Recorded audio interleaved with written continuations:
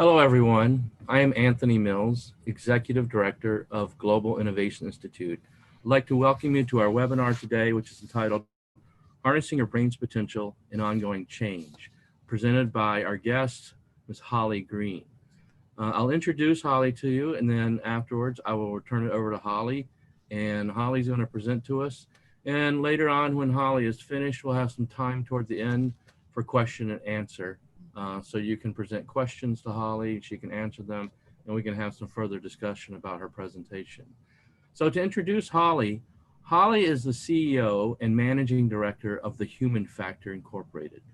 As an experienced business leader and behavioral scientist, Holly has a rare combination of extensive academic training and in the trenches experience working in and leading organizations. She's also worked with elite performers throughout the United States Navy SEALs, Top Gun fighter pilots, Olympic athletes, senior NFL referees, FBI Leadership Academy, and 2 United States presidents. Holly's the former president of the Ken Blanchard Company and co-founder of a biotech firm. She worked in senior leadership roles with global giants, including the Coca-Cola Company, AT&T, Dell Computer, Deloitte, LLP, and Bath Hotels and Resorts. As a consultant, Holly is frequently hired by companies and associations to help them compete more effectively in today's uncertain markets. She's supported hundreds of companies around the globe in areas like strategic planning, operational excellence, and organizational alignment to achieve higher profits and more success. In her entertaining, interesting, and interactive keynotes and presentations, Holly blends the 30,000-foot view with hands-on experience and practical tools to create immediate and lasting change. She uses her deep knowledge in the neurosciences and presents in a digestible, memorable way to help you succeed in business and improve your life. She's headlined hundreds of gatherings around the world and received 3 Speaker of the Year awards from the world's largest CEO membership group. Holly's top-selling book, More Than a Minute, How to Be an Effective Leader and Manager in Today's Changing World, is printed in 9 different languages and distributed globally.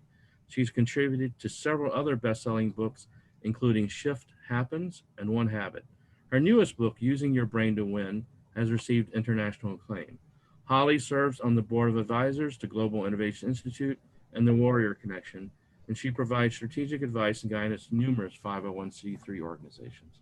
So with that, Holly, I'll turn it over to you and let you begin your presentation. Okay, well, thank you. And good morning, good afternoon, good evening, all around the globe. It's really great to have such a group here gathered today. And I look forward to just chatting with you, learning a little bit more about you as we go, and sharing more about your brain and how you can really leverage it more effectively. So, we're going to talk about harnessing the brain's potential in ongoing change. And if there's anyone who doesn't recognize, particularly in the last year globally, that we are in accelerated, sort of hyper-paced change, you probably haven't been paying much attention, right? So I have no doubt everyone in this group is keenly aware of that. And that's what we're going to talk about. How do we stay positive, focused, and productive when things really seem out of control? And, there's nothing to indicate to us that the world is going to slow down at any point. Technology continues to enable us to go faster and faster, despite the fact that as humans, we're really not set up to do that particularly well. In fact, we have to be able to pause, to slow down just enough to take the time to adapt and change with the world. Over the last 100 years, our brains have not evolved significantly.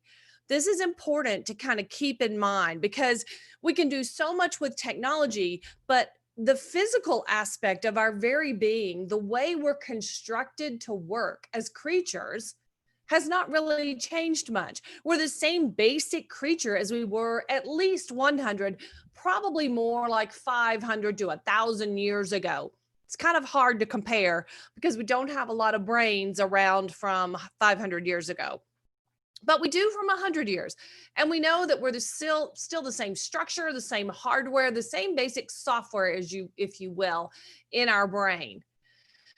And that creates this increasing disconnect between the way we're constructed to work as a creature and the accelerating pace of the world that we work in. Now, I'm going to give you my sort of disclaimer as we dive into learning a little more about our brain today. Every single thing I tell you about the human brain today is subject to change tomorrow. We are truly in the infancy of understanding the adult human brain.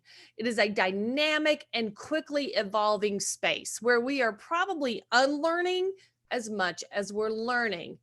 Now, there are a few things that we continue to validate about the human brain. And one of those is that your brain likes what it already knows. We're fairly certain of that one. We began speculating and really studying that intensely early in the 1970s, and we've continued to validate that. So I thought before we talk too much further about this hyper-paced world and ongoing change and adaptation, I thought I'd share with you a quick video of one thing that we've come across that hasn't changed.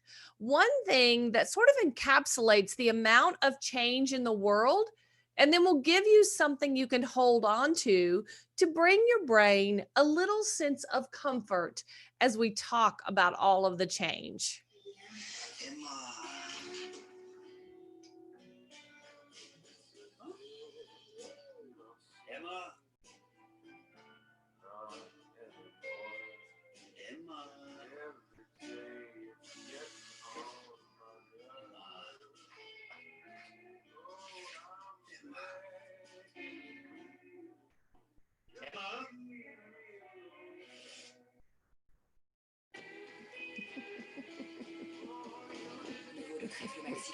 That's pretty much it. So almost everything else has changed. And of course, this year in the United States and actually across all of North America, we experienced the great toilet paper shortage, which no one can explain. So that's a whole nother, that could be a whole nother seminar on why that happened. The cool thing, the most amazing thing is that we are carrying around with us the single greatest tool in the human body. And we have our brain with us almost everywhere we go. And it is astounding in the way that it works. The way that our brain works is really what sets us apart from the animal kingdom. We are able to recognize people, solve complex problems, be creative, learn multiple languages. We have astounding capabilities. And there are some things about the way our brain works that can also get in our way. And many of these things we're not very aware of on a day-to-day basis. So I want to talk about just for a moment the most basic kind of structure. What's going on in our brain this very, very moment? You have approximately 86 billion neurons in your brain. That's a lot of those neurons in there.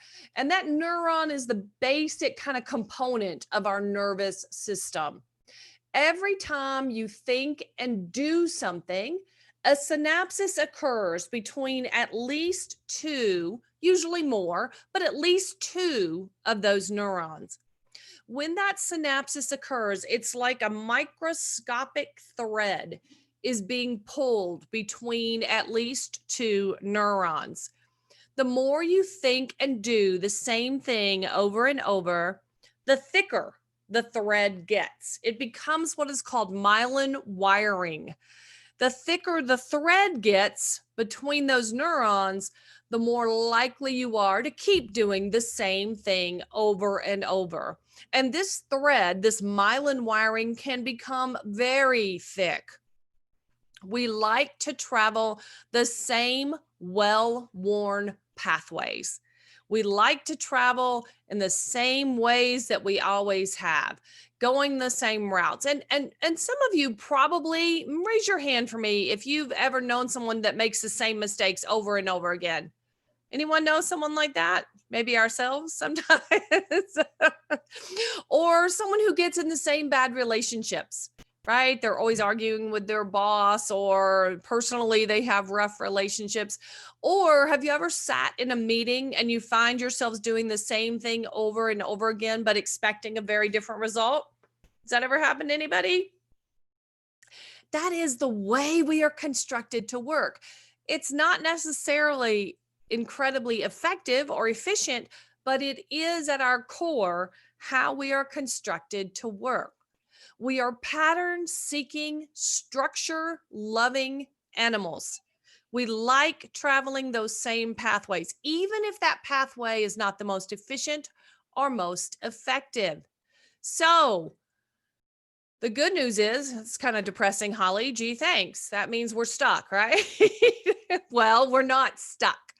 We can create new pathways. We have the ability to do it. And what's fascinating is we're not sure other creatures do. So, this is a very interesting one. We see some evidence they can and some they can't, but we know fairly for certain today that the adult human can create new pathways. It is called neuroplasticity. I think this is probably the single greatest discovery about the human brain in the past 2 decades. Neuroplasticity. It means we can physically reorganize our own brain. We can create whole new myelin wiring. We can get rid of myelin wiring from the past by creating new myelin wiring that works differently, more effectively, more efficiently in a hyper-paced world. Now, here's the big challenge with neuroplasticity.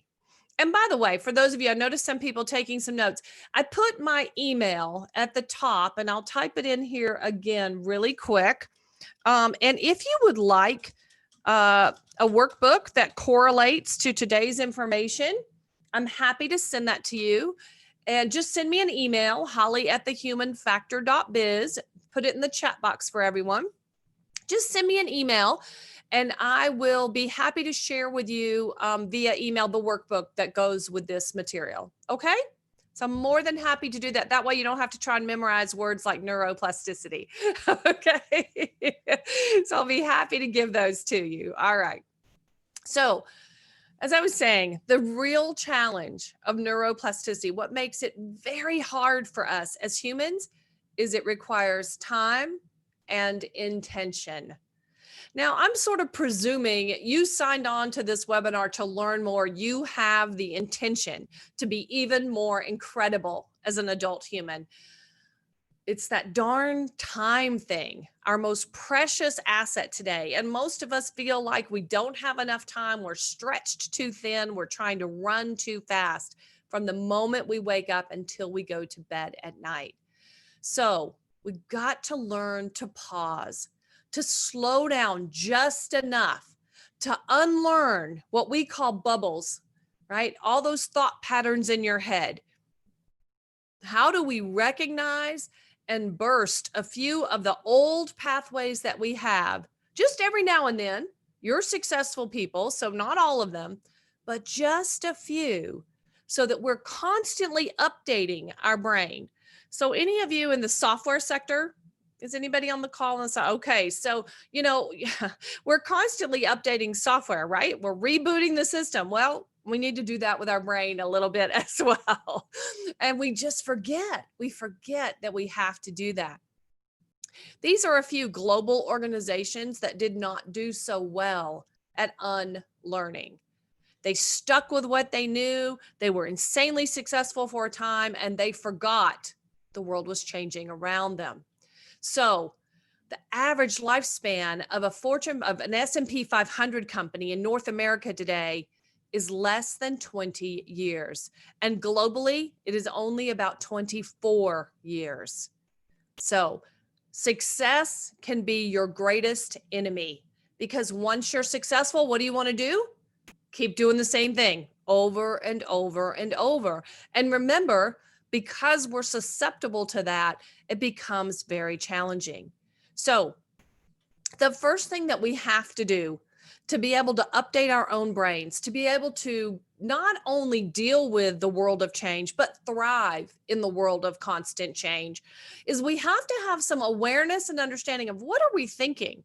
What are we thinking? What's driving us to that decision? What data do we have? Why are we doing that? This is called metacognition, the ability to think about what you're thinking about. I like this. I'm just noticing the chat box. I'm not checking my Facebook as I look to the side, I promise.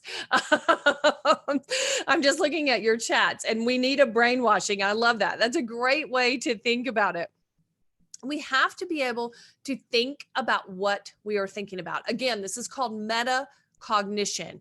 And leadership experts globally will tell you this is the one thing that is common across all great leaders, the ability to think about what we're thinking about. And we have to be able to do this, especially when we feel strongly about something. If we're very frustrated, we're anxious, we're worried, when we find ourselves advocating, in other words, I'm trying really hard to push you to believe what I say and do what I want and what I want to do, and I'm not listening to you, right? When I am advocating, I have stopped accepting input. I am just trying to force my view on you. And on the flip side, sort of when you feel checked out, when you're okay, whatever, who cares? Yeah, sure. When you feel that as well. So anytime you feel strongly, that is a cue for you to think about what you're thinking about. And the way that we do that is to slow down the thinking process. Now, I'm not talking about slowing it down for hours and hours. And even really, you don't need minutes and minutes. One good deep breath, 3 or 4 seconds, can help you suspend the process of jumping to conclusions and acting too quickly. The way that you want to do this is to poke your brain with a neuro prompt. A neuro prompt is just a quick visit to your brain, a question, if you will, a prompt that reminds you to slow down just enough. What if questions are some of the most powerful neuro prompts in the world, particularly, by the way, in this space of innovation. What if I'm wrong? Now, of course, you're not wrong. You're smart people, but what if you were? What other data might you consider? What perspective might you look at? What if there's entirely different data? What if the only 10% of the data that you screen in on a regular basis, what if there's something valuable in that 90% that you haven't considered yet? What if you could put on a different pair of glasses, if you will, and look at the data from your customer's perspective? What about from your competitor's view? What if that data could be looked at completely differently? What if there's something you don't know? Could you spend 3 minutes and research and find out something different? What if another industry does it differently?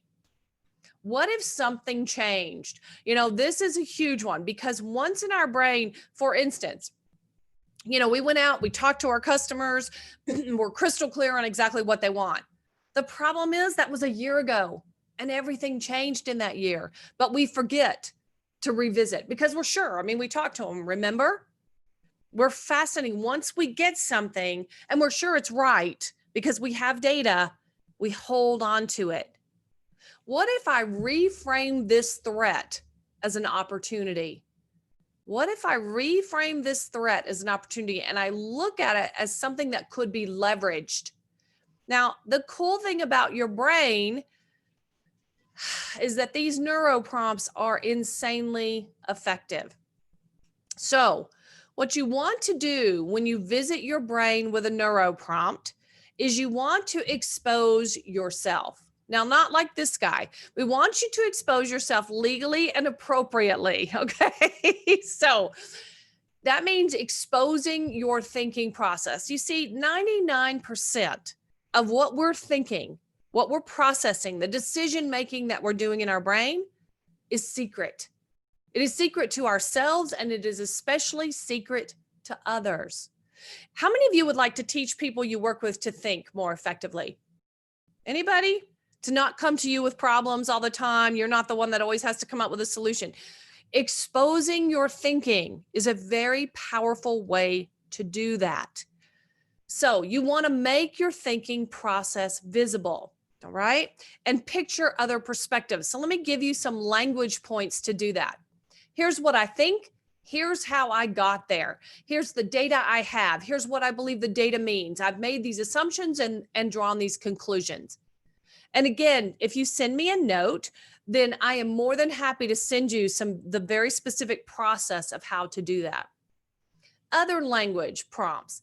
I assumed that this is what we should do because here's the information I have. I came to this conclusion because. Imagine that when we're able to produce this product at 1/2 the time or with 1/2 the resources. Imagine that. How would we get that done? Simple prompts release people from their previous thinking and get them to think along a new pathway. That's what begins the new pathway.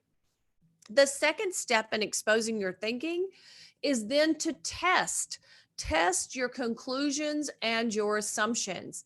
And culturally around the world, this varies how we can do this.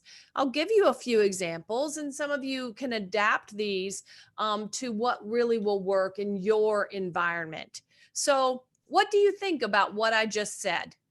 Do you agree or disagree? Here's one aspect I'd like you to help me think through, right? And talk about it. Do you see it differently? One of the techniques we use in a lot of meetings is called active disagreement. Once a team has made a decision, then we set a timer for 3 minutes. 3 minutes is nothing in the scheme of things.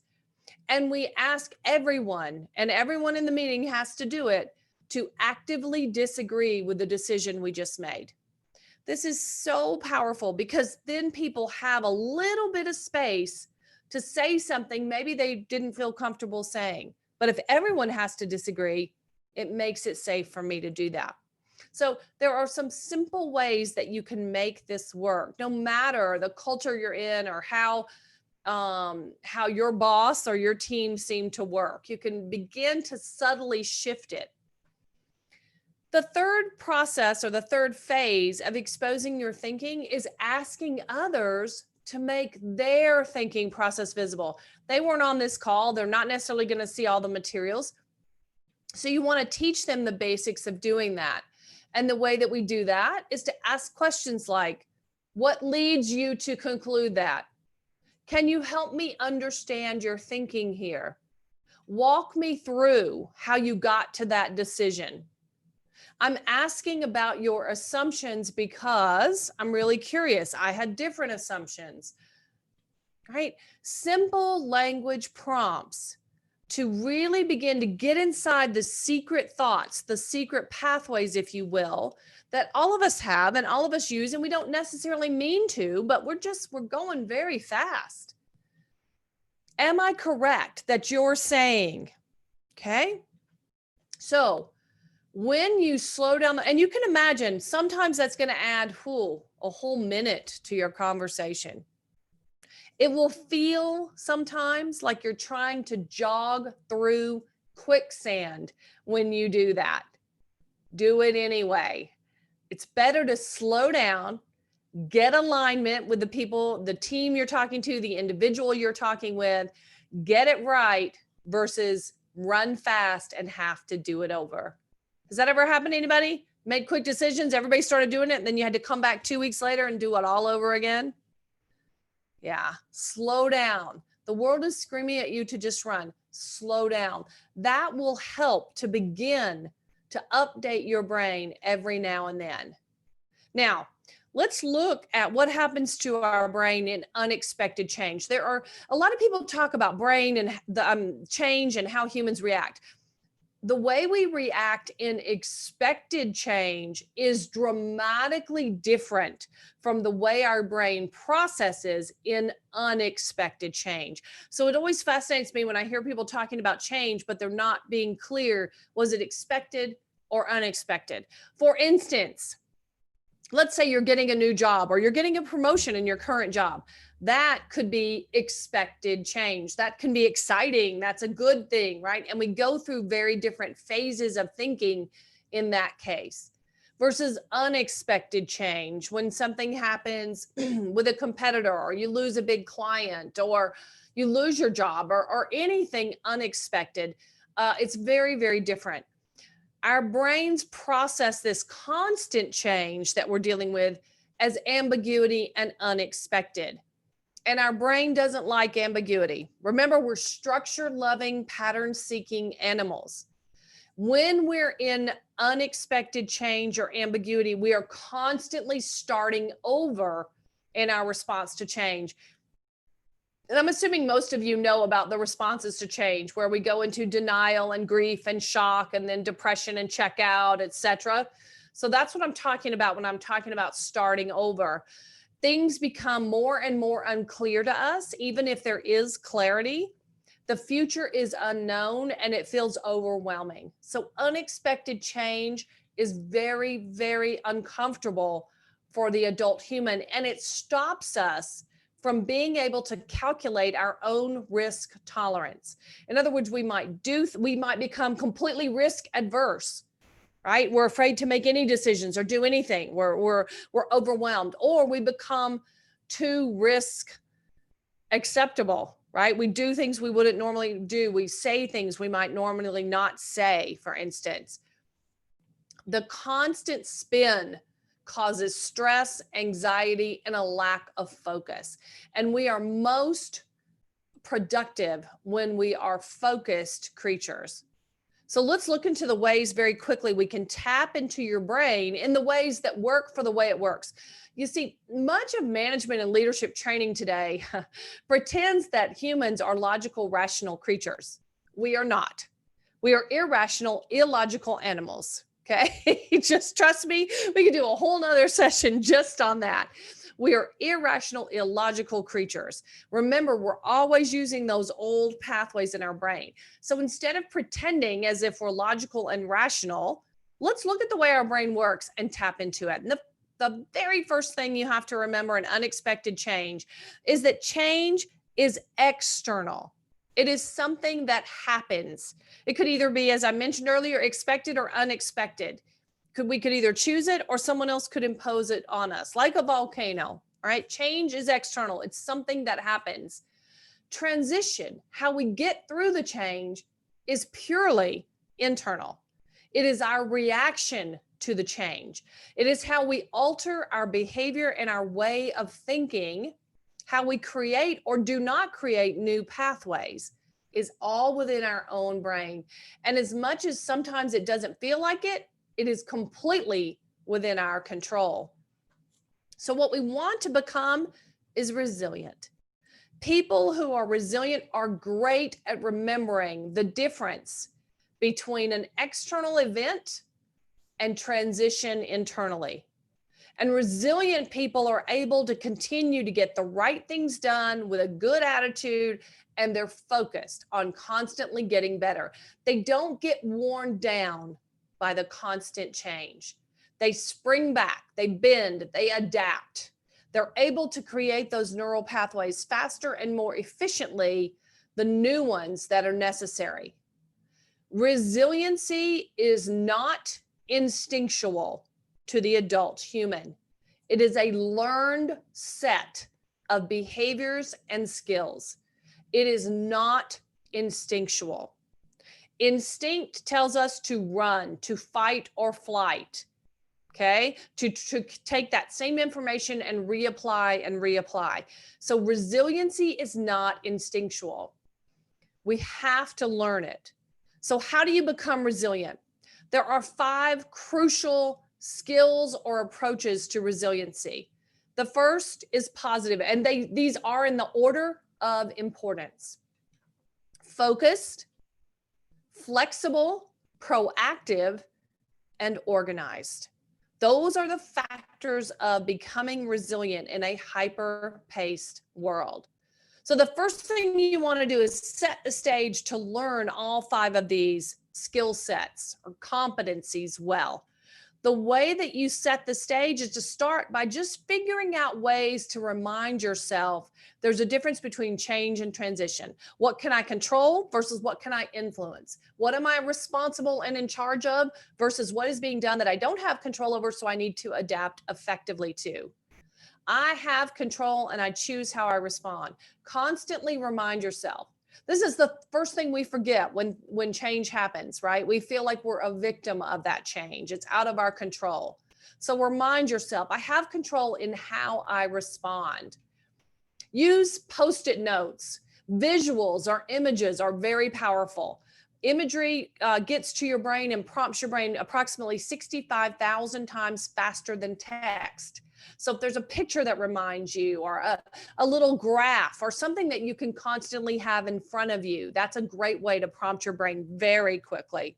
Calendar entries.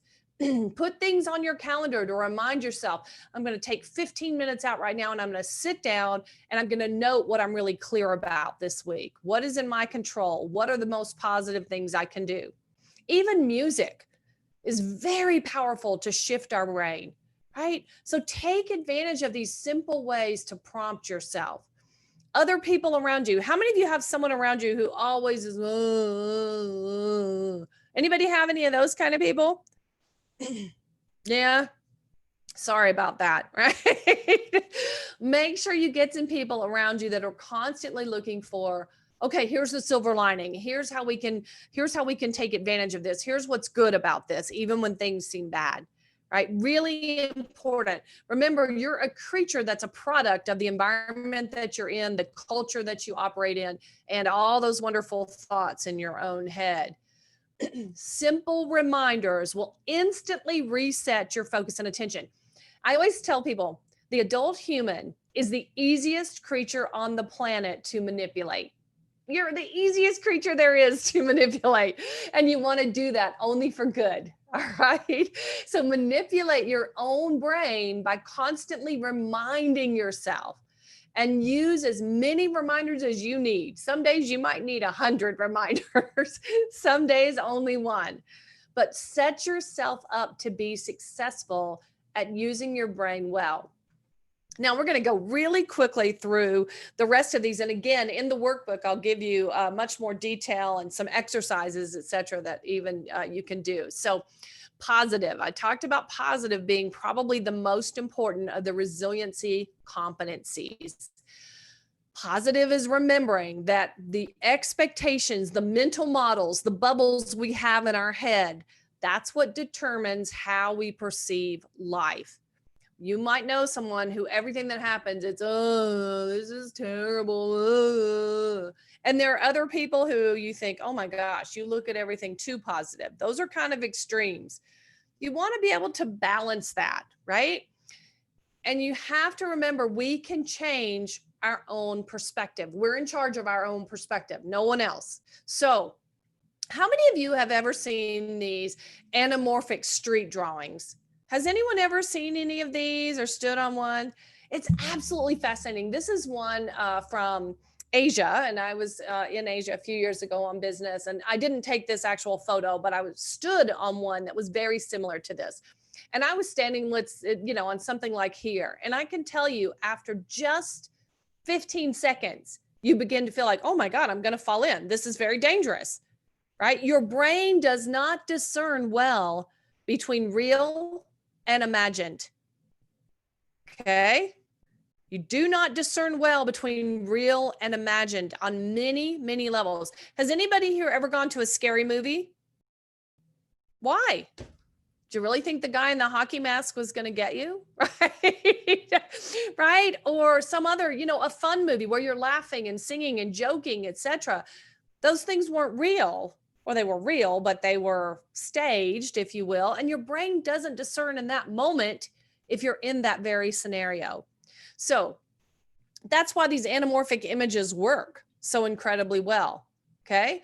So your brain doesn't discern the difference in that very moment unless you prompt it. You have to remember your perspective, the way you think, how you interpret information is not the same as other people. How many days do you guys feel like you're this guy down here in the bottom of the box, working really, really hard, and everybody else is sitting up here just enjoying the ride? Right? And yet it's all the same, part of the same thing. It's a fascinating thing that one of the tendencies we have as an adult human is to assume, if we look at it that way, everyone does. This must be great. Everyone thinks it's great, right? It's a fascinating thing. So prompting your brain to remember, decide to be positive. Just force yourself, even when everything is terrible, decide to be positive and lead others to possibilities. And we do this through language prompts. We do this from forcing ourselves to think, what good could come of this? How can I leverage this? How can I take advantage of this situation? When you force yourself to lead others to possibilities, you're tricking, if you will, your own brain to do the same. Does that make sense to everyone? Has anybody ever heard that phrase, fake it till you make it? Your brain does not discern the difference between the faking it. So when you force yourself to lead other people to think about the good, the possibility, how can we take advantage? How can we turn this into something successful? You are forcing your own brain to do the same. Questions for your brain are highly effective in doing this. Does the silver lining, is that a cliche that translates well for everyone? Yeah, I try to stay away from too many cliches, but what's good about this basically is what the silver lining, and in this scenario, what can we find that's good about it, right? So it basically means the same thing. What is possible? Okay, everything changed. My customer canceled the meetings. My boss is out today. What is possible to get done? What can I make progress on? Who might benefit from this? How can I figure out a way that I could turn this into something good for someone else? How can we figure this out? We're smart people. Let's sit down with our team and let's figure this out. And as soon as you shift to trying to do that, it's amazing what new thoughts will fill your brain. What have I learned about myself? What have I learned as a trigger for me? How has this helped me understand myself and where I'm most effective or most ineffective? And a global question, unless you're a psychopath, by the way, okay, or a sociopath, which hopefully none of you are. It's 1 out of 100, by the way, at work. So you might know the name of that person in your space. How can I help others? How can I help others? We do have an instinct to be helpful. And I think one of the coolest things about your brain is it cannot not answer a question. It cannot not answer a question. And that's the reason when you use what if and other types of questions to prompt your brain immediately goes to finding an answer. So you want to make sure your questions focus you on the positive. Make sense? Yeah? And part of this is because you're better at proving yourself right than any other single thing you do as an adult human. So the minute you ask yourself a question and you start looking for evidence, if you will, that yes, we can make something good of this, you move into what we call prove yourself right mode. It's just like somebody pushed a button in you. Adult humans are incredible at proving themselves right. Just trust me on that one. It is probably your highest skill set. Okay. All right. Focused is the second one. This one is really, really important. When things feel overwhelming to you, when things have changed significantly and it's causing you the anxiousness, the sense of, oh my gosh, I can't figure this out. I want you to set a timer for 1 minute, 1 minute. And I want you to sit down and make a list. Get clear on what is clear. Note that, write it down, and keep it in front of you. Remember, the brain likes what it already knows. So you want to give your brain something to hold on to that's clear. Very quickly in hyper change, it feels overwhelming. It feels like, oh my God, there's just nothing that we know. Nothing is the same. Nothing. We tend to go to the extremes in our language and our thinking. Make a list of what is clear. There are things that are clear, even when it feels like everything is changing. There are things that are clear. When you do that, you anchor your brain in something that makes sense and is comfortable. The next thing you want to do is to define what is success or winning for you, your team, or your company. Very, very important. You want to do it in as much detail as you can, especially in significant change. We feel like, well, there's no way we can do that. We can't define our strategy. There's no way we can know what's going to happen. but there are a lot of things you do know. So define as much as you can in detail. Now, this technique is called destination modeling. I could spend, a whole week with you on just this technique alone.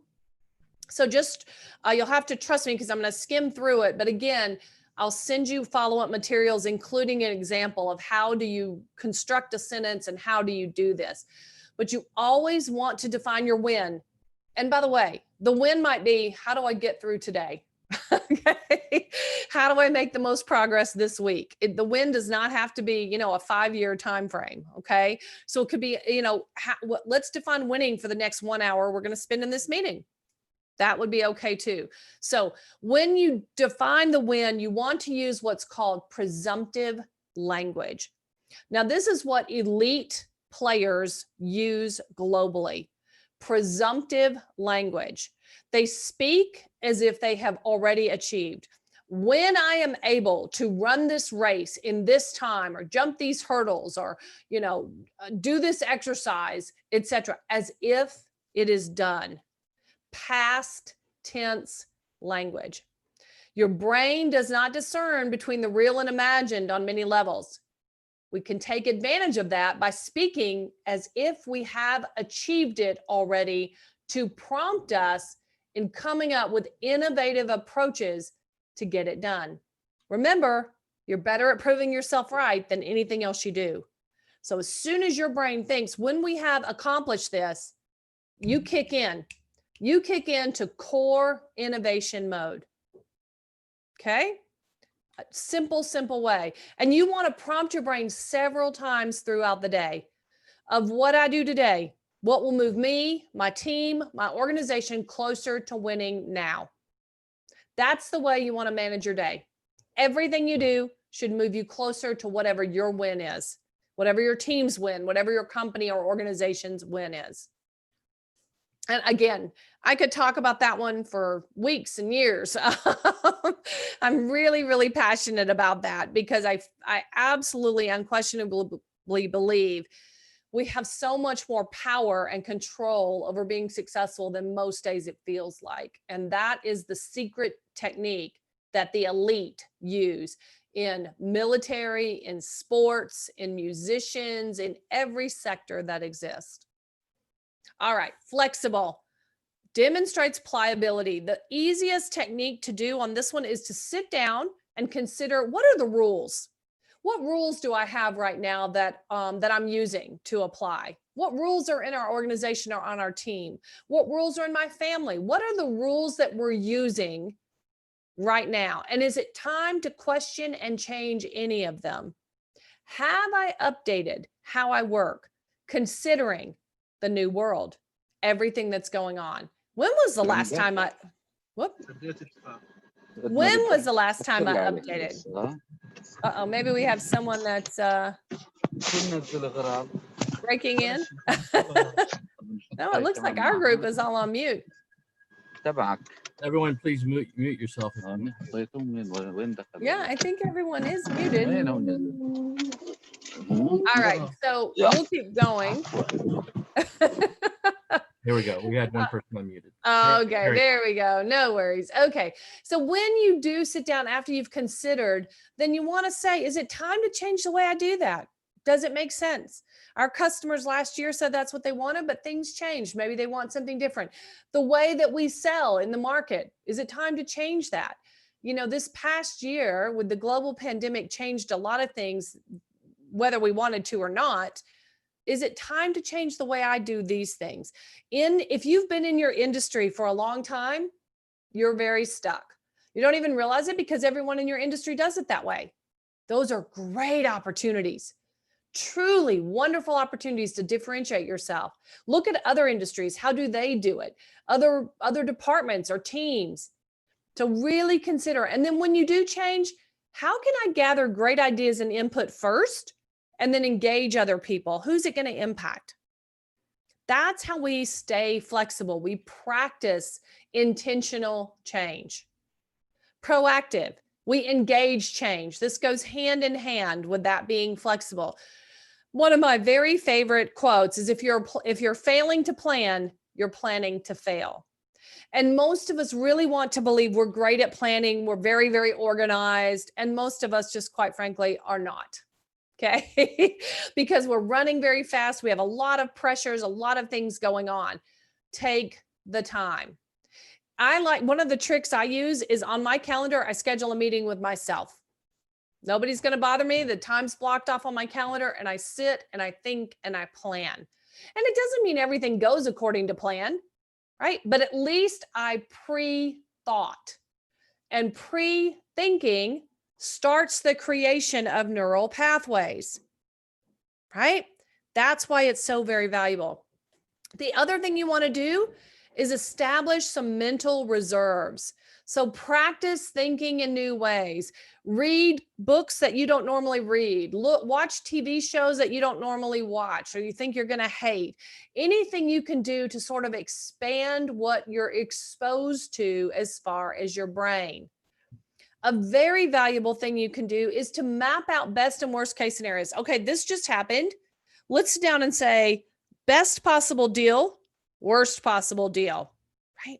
It helps my brain feel like I've got some control, okay, and something I can hold on to. And continually challenge your brain with novel activities. I always tell people, does anybody here do Sudoku or anything like that, or crossword puzzles? Does anybody do any of those, or word puzzles or anything of that like that? Those are great, but don't just do one type. Do a wide variety of types of activities. Because if you just do crossword puzzles, you're going to get great at crossword puzzles, but it doesn't touch on all the other aspects of your brain and all the other neural networks. So novel activities, try different things, drive a different way to work, walk around your neighborhood, just in different ways. Force yourself when you're out and about to look for things that are the color blue. It's funny how simple it can be to train our brains in novel ways. And then you'll be shocked that you start picking up on cues and clues that apply directly to your success. And of course, learn new skills. This is something that is somewhat instinctual. We like learning. Unlearning is just as important today. And of course, we talked about that earlier. How do I burst some of those mental models? How do I unlearn some of those pathways? Get diverse data. Make sure you're looking in a lot of different places for your information. Monitor your media consumption. Remember, the media's job is to create drama and to keep you engaged with that particular channel, however that channel exists. So monitor your media consumption, but really seek diverse data. Not just your own industry, look in other industries, right? Look at other departments or teams and other processes. So really get diverse data. Be aware of your own emotions. We talked about this earlier. Think about what you're thinking about and feed your brain logic and data. We are emotional creatures. As soon as something happens we don't feel like we are in control of, we spin very quickly to emotional thoughts. So you want to balance that. Oftentimes it's best to do that with someone who knows nothing about the scenario and you can talk to them. They can tend to be more objective. Organized. Like I said earlier, we all want to believe that we're really organized and very planful. Most of us could do a much better job of it. So we're in this time frame of perceived overload. So some of the things you want to do are stick with some routines. Okay, we've talked about everything changing and about the opportunity you have to constantly adapt. It's important for your brain to hold on to a few things that are comfortable, a few things that are known to you. Eliminate clutter. Step back, look at your work area, and make sure you eliminate clutter. Remember, visuals prompt your brain. So when you see that clutter, that's not the type of prompt you want for your brain. It's not the most effective. Especially for those of you working from home or remote right now, designate a clear workspace. That can be a real challenge, right? Many people didn't realize they were going to suddenly have to work out of their houses globally. So make sure you do have a clear workspace. Label your files, set things up that work for you. There's no one right way to do this. You do what works for you. And I talked earlier about the power of visuals. Get the right things visual. Your brain is prompted much faster by visuals than anything else. Get as much natural light as you can, depending on where you live in the world, whether you're in summer or winter right now. Do everything you can to get natural light. Okay. Go outside as much as you can. And these seem like, oh, come on, Holly, how could that help? You would be shocked at the power even simple things like this has on your brain. And be kind to yourself. In constant, what feels like overwhelming, never ending change, treat yourself with the same compassion you would a trusted, loved, and respected friend. We tend to be, especially if you're successful, you tend to be harder on yourself than anyone else is. And your brain doesn't know when you say to yourself, oh my God, I knew I could never do this. I'm no good at that. Your brain doesn't know that's not true. It takes it as a fact. So be very careful about your self-talk and treat yourself with empathy and have patience. Have patience that, you know what, maybe it's going to take you 5 deep breaths to reset and not just one. Maybe you need 20 minutes to really lose the anxiety and refocus on the positive. That's okay. Whatever it is, do it. Constantly engage others and stay connected. Stay connected to the people that set up a positive system and culture and environment for you. Keep the right things on your radar with visuals. And I always tell people, make sure you determine a comfort zone. What can stay the same for you? And, you know, in the United States, we have these things called recliners. You know, they're usually pretty ugly, but they're very comfortable. All right. And that's fine. If that stays the same for you while the world is changing, that's a good thing. Go and sit in it and find a comfort zone. That's really important for your brain to have something to hold on to. These are just the very basics. We've just barely scratched the surface of what does it take to think and thrive in ongoing change. So I've given you my email. It's here on the slide as well. Send me a note. Tell me you were in the Global Innovation Institute webinar, and I will send you a workbook that correlates to all of these materials and has a little more depth and some more examples for you. If you're a manager or you have managers that report to you, we run the Online Management Development Institute. That is a live year-long training, once a month training. And if you have any other questions or emotional outbursts or flashes of brilliance, reach out to me. Reach out to me. You can connect with me on email. I'm on LinkedIn, on Twitter, etc. So please, please, please just reach out. Practice is what forms habits. Practice forms neural pathways. This is one of the things, if we look at a premier athlete, for instance, they practice a lot and they usually play a real game once a week. For you at work, every single thing you do is on stage. Everything you do is practice to your brain. So make sure you're being intentional with it. Okay. All right. Let's open up for any questions that anyone might have. So, And I'm happy to answer those if you want to type them in or raise your hand, Anthony, whatever you think is going to work. yeah, there's a number of questions in the chat screen. Do you have the chat screen accessible okay. to you? Yep. You might just want to run down those real quick. And otherwise, I have some questions too. Okay. And I'm going to have to put on my glasses to do this. Okay. Let's see. Should I talk to myself? Should I talk to me? Absolutely, you should. Self-talk is very, very valuable if you use it well. Okay. Very valuable because your brain doesn't know the difference between you talking to yourself or someone else talking to you. So yes, indeed you should, but be careful what you say to yourself. Okay. Brainstorming can be very effective with yourself, with asking the right questions. Certainly what if questions will help you brainstorm more effectively. Yep. And I see Steve said this takes humility. Yeah, yes, it does. Oh, indeed.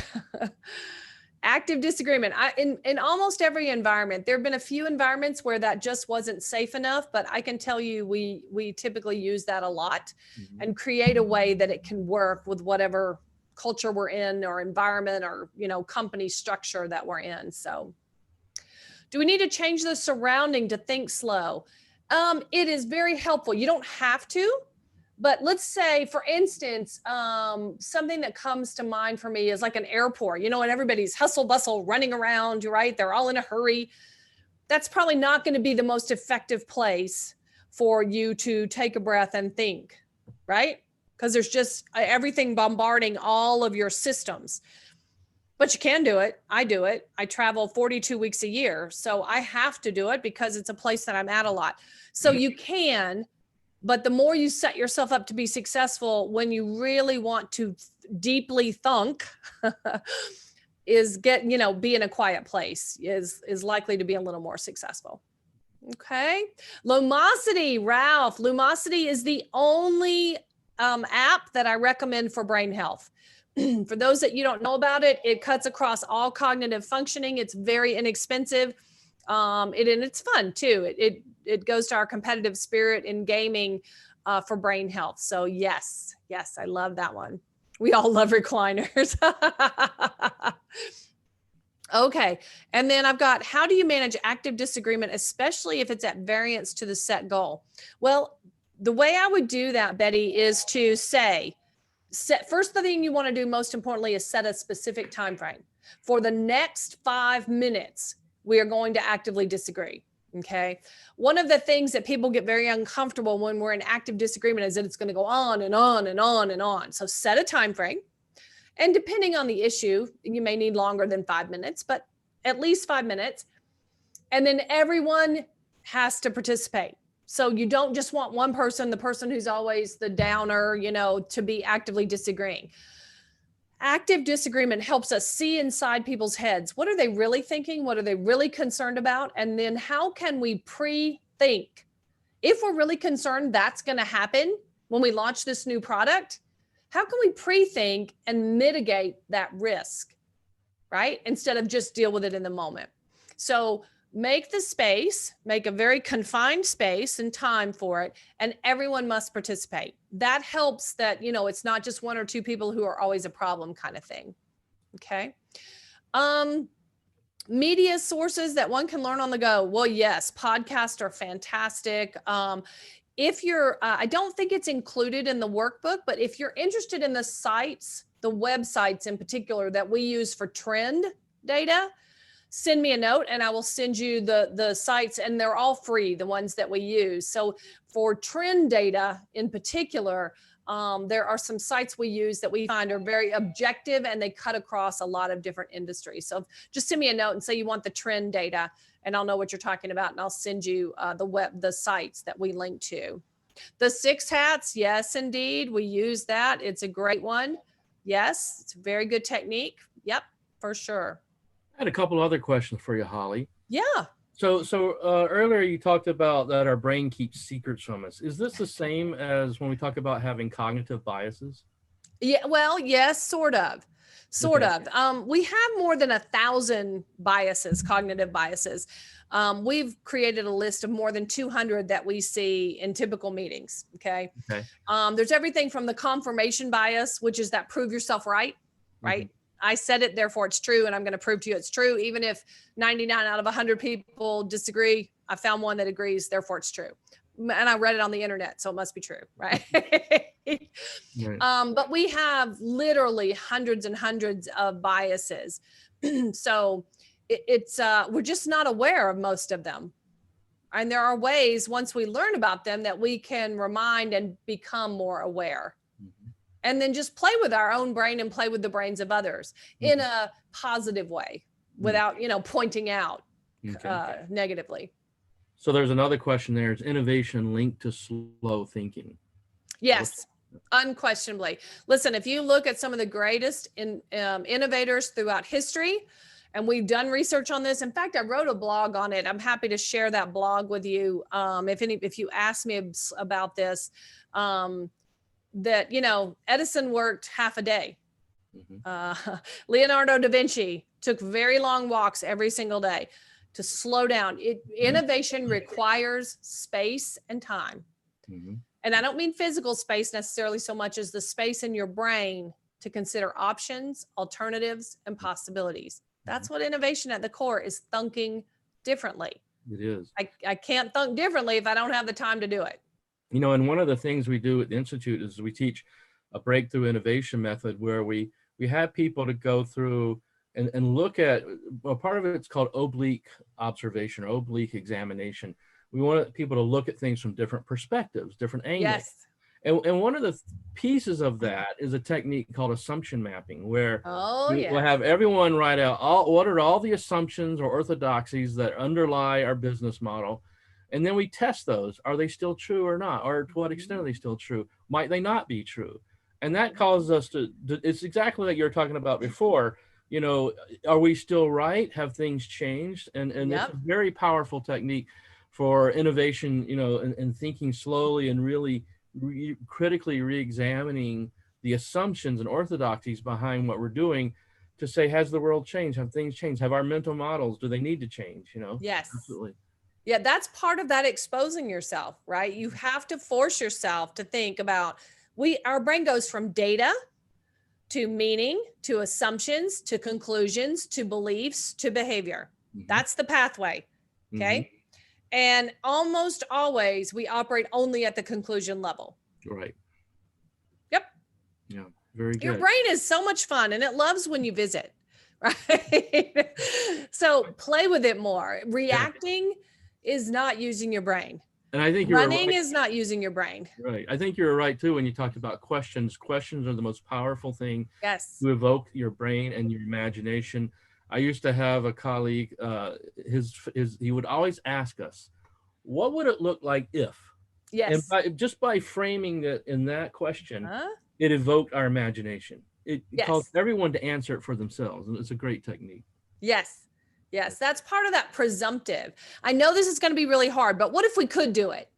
Yeah, I've just kicked you into prove yourself right mode. exactly. And suddenly your brain is off running down, figuring out how you can. Okay. Language is very, very important to the brain. Visuals are faster prompts. Language are crucial prompts. Okay. Well, I think we have time for maybe one more last question. There was a question here on the chat. Something about, can you repeat the point about data and meaning, making meaning of that? Yeah. And what I'm referencing there is called the ladder of inference.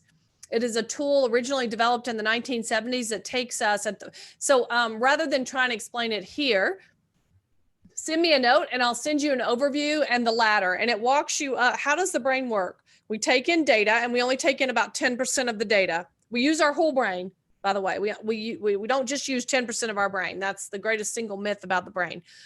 But we only absorb about 10% of the data available to us at any given time, right? This is why 4 people can watch a car accident, describe it differently, and all 4 be right. So we take data, then we layer on what is our meaning of that data, which is different than your meaning and your meaning and your meaning. Mm-hmm. Then we make assumptions, then we draw conclusions, then we form beliefs about the world, which creates our neural pathways, then we act. So if you send me a note, I'll send you a mapping, an actual ladder that shows that and some deeper information. Just tell me you want ladder of inference information. We even have a 6-minute animated video about that. So if you want the link to that animated video, it's in our store. Just send me a note and I'll be happy to send you the link to that. All right. Well, very good, Holly. Thank you so much. One last comment that Steve made was a great book, More Beautiful Yes. by Warren Berger. And I've met Warren and Yes. talked to him. He's a great thinker, and it's an excellent book. Highly recommend it. The one I would strongly recommend Yeah. that gets to the core of the brain is Thinking Fast and Slow. Yes. By Daniel Kahneman. It won the Nobel Prize in economics. It's a tome, but it is absolutely phenomenal, and it's science and research based. It's not a marketing play. Right.